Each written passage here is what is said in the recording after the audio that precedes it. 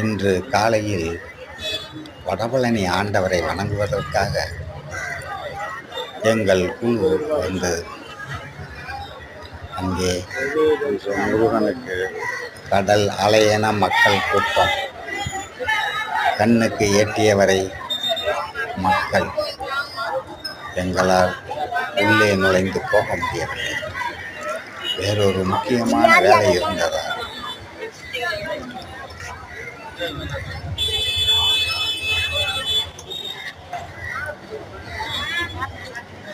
எங்களை வாழவை, எங்கள் படம் ஜெயிக்க வேண்டும், எங்கள் சேனல் நல்லபடியாக ஓட வேண்டும், அதற்கு உன்னுடைய அருளும் ஆசையும் தேவை முருகா.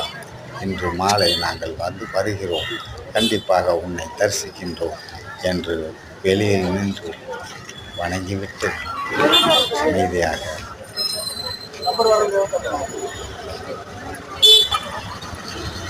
நடந்து வந்து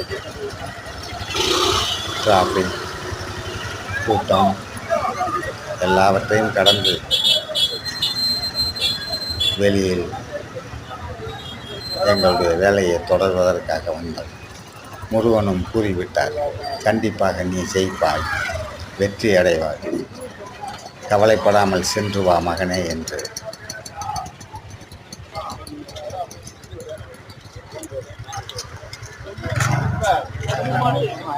நாயகி மஞ்சளுக்குள்